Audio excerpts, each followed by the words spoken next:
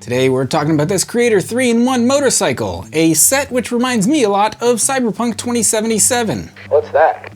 That is a game that many would call the greatest disappointment of 2020. And how bad does your game really have to be called the greatest disappointment of 2020?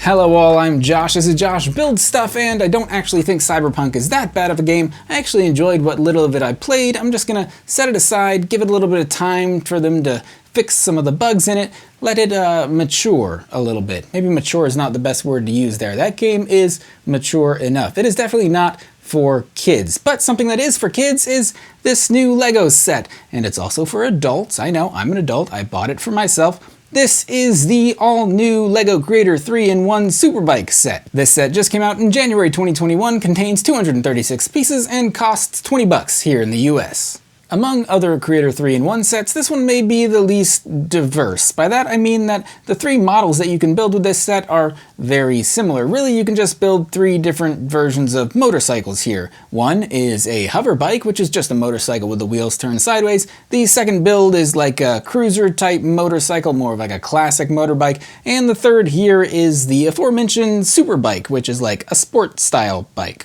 My initial impressions, I actually like all three of these designs pretty well. I think they all look pretty nice. They're all relatively creative considering the small size of the builds themselves, and all three of the builds were pretty enjoyable as well. Now, as for me, I don't really fancy myself a motorcycle kind of guy. I'm not like a hog type of man, unless we're talking bacon, because I could put away some bacon. Man, do I love a good breakfast, but we'll talk about that more later. Let's first talk about these builds individually, starting with the Hoverbike. As per usual with these builds, I built the one that I thought I would like the least first, and that was the case with this Hoverbike, and I indeed like it the least, but it's still not bad for what it is. Though, if you were my kid, this would be the bike that you would ask for most frequently. My 3-year-old is constantly pointing at the picture of the Hoverbike on the box saying, I want to build that one, even though he's got a perfectly good sport bike right in front of him. Out of these three builds, the Hoverbike is the one that I would call the most forgettable, and I say that because I built these sets a couple of weeks ago at this point, and the Hoverbike is one that I literally just had to look at the picture of on the box to remember how I actually felt about that build. And looking back, there's nothing wrong with it. It's well constructed, it's a creative design overall, I think, and it holds up for what it is, but as with most of these 3-in-1 sets, the first build doesn't really use all of the pieces, so it kind of seems like some of its potential is unrealized. I will say this though about all three of the builds. At the surface it may look like you're just building the same motorcycle in three very minorly different ways. You just kind of change a couple of parts about them, turn the wheels sideways in the case of this Hoverbike, and you call it a different build. But in actuality it is three completely separate, completely unique and different builds. It's just hard to see all of those differences until you've actually built them and you've got the sets right in front of you.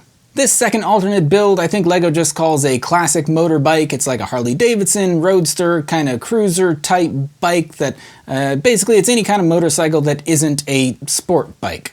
Also, this may be the first time among these Creator 3-in-1 builds that I like one of the alternate builds better than the main build among the set. Honestly, I thought I would like the sport bike the most, mainly because it just uses all of the pieces and it's a bigger build, but this little classic roadster looking bike, I like it a lot, and honestly, if I were to get a motorcycle, I think this is more like the kind I would get. I'm definitely not cool enough to get a motorcycle, and even if I were, I wouldn't be cool enough to get like a cool, fast sport bike. I would probably get like a cruiser or a roadster like this bike, but like I said, I'm definitely not cool enough to get a motorcycle, but I'm also too risk averse and too high anxiety to even think about getting a motorcycle, much less getting on a motorcycle, especially since I'm in my 30s at this point. Now, I know what you might be thinking, Josh, you're plenty cool to own a motorcycle, and also don't knock it till you try it, and I'll tell you that I have tried riding a motorcycle, never as a driver, but as a passenger. When I was in high school, my ex-girlfriend's parents had motorcycles, and they would take them out on weekends, and I went with them one weekend, so I rode on the back of my ex-girlfriend's mom's motorcycle, and it was like this cruiser type motorcycle, more like a roadster bike. And we took a nice long drive through the streets of South Florida, up and down the beach. We even stopped at McDonald's for some breakfast, which was the best part in my opinion, and that whole trip may have been part or the entire reason why I'm such an anxious passenger in cars even to this day, and maybe just why I have such a high level of anxiety just in general, and my palms are literally sweaty just thinking about riding on the back of a motorcycle in this day and age, and the only thing protecting me was a thin helmet. There's no car around you, there's no airbags. It was a treacherous experience to say the least, but just about worth it for that McDonald's breakfast. Man, what I wouldn't do for a McGriddle right about now. Honestly, I would ride on the back of my high school ex-girlfriend's mom's motorcycle if it meant I was getting a McGriddle. Forget Klondike bars at this point. What would you do for a McGriddle? Anything. I'm so hungry. But talking briefly about this classic motorbike build, I like it. I like the cool, slick-looking tail lights. I like that the entire profile of the build is relatively low to the ground. It looks cool, like a cruiser-type motorcycle. Maybe it's even like an old school, like an Indian kind of motorcycle. I don't know. I always thought those were pretty cool bikes. The single headlight up front looks classic. It's even got a little bit of an extended rear wheel there, so the whole bike looks just a little bit longer. Honestly, I think a couple of saddlebags would look right in place hanging off the back of this motorcycle. You could kind of see Ewan McGregor riding this bike across a desert or some foreign country or something, making a movie about it, maybe making some Obi-Wan references. I'm excited for that new series. I hope you are too.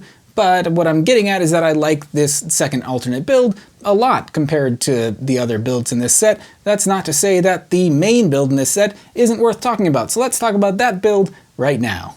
The last build in this set is that which gives this set its name. It is the Superbike, and honestly, like I said about the other two builds, this is an entirely unique build. Even though it looks pretty similar to the classic bike, it is completely different and actually pretty substantial once we get down into it. This set is a good size when it's all put together. It's small enough that the price point can remain relatively low, but it's big enough that they can still build in a good amount of detail to this bike. This is the version of this set that reminds me the most of the motorcycle from Cyberpunk. If you haven't played, no spoilers, but at some point there is a nice, heartwarming way that you can get a motorcycle in that game, and this kinda looks like that motorcycle. Though the bike in that game has some extra abilities, I'll call it. Sometimes it'll come when you call the bike, sometimes the bike can drive through walls, sometimes the motorcycle can fly, sometimes the motorcycle just explodes on impact, or you can't get on it for any reason, or it isn't there, or it is there when you don't want it. It's inside your apartment sometimes. Like I said, that game is pretty broken and pretty glitchy. Maybe they fixed it since I have played it, but my hopes are not high. But as for capturing the essence of a Superbike, I think LEGO did a good job here. My 3-year-old would come in the room and be like, "Oh, Dad, cool, let's sport motorcycle." Maybe he wouldn't use exactly those words, but he's still excited as a kid to see a motorcycle, because to kids, motorcycles are cool. To adults, they're death traps. But like I said earlier, this set is large enough that there's actually a good amount of detail in it. Aside from like the overall good looking profile of this bike, it looks pretty beefy in the midsection there, which I guess that's where a motorcycle's engine is. I don't know how the things work, but the middle part, it looks pretty beefy. You got that cool looking tail bit, some pointy looking tail pipes, exhaust pipes.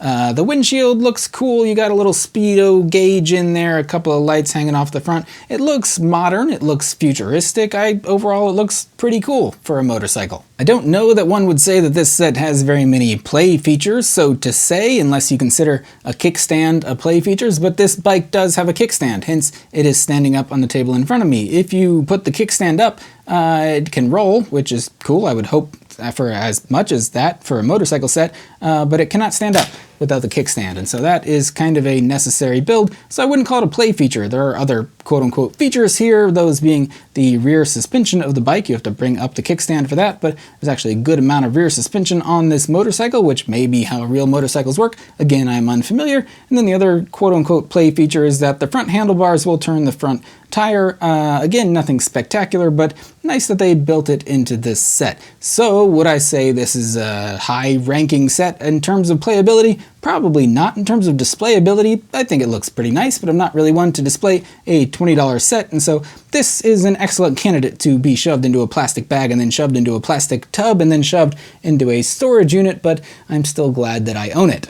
But do not let my seemingly harsh criticisms of this set dissuade you from getting it. It's only 20 bucks. I usually have a hard time not recommending a set that's only 20 bucks. I know that might be a lot for some people. This may not be a set that would appeal to everyone. There aren't minifigures. Like I said, it's definitely not minifigure scale. It's not very playable, but it still looks decent, and for someone who likes motorcycles or really vehicles at this point like I do, I think this set is worth picking up. Again, for only 20 bucks. But let me know if your opinion differs from mine. Do you think this little set is worth picking up? Do you think McDonald's breakfast is as good as I say it is? There's only one right answer in this case. And can I recommend something to you? If you do like McDonald's breakfast, try Burger King breakfast. A lot of people skip over it. Honestly, it's not bad. They got a croissant sandwich. But if you are going to McDonald's for breakfast, what do you get? I said I get McGriddles earlier, which I'll get every once in a while, but honestly, most of the time I'll go with something classic. Like I'll get a couple of sausage biscuits, just plain biscuit, plain sausage, or I'll get like a sausage egg biscuit if I'm feeling crazy. If I'm feeling really crazy,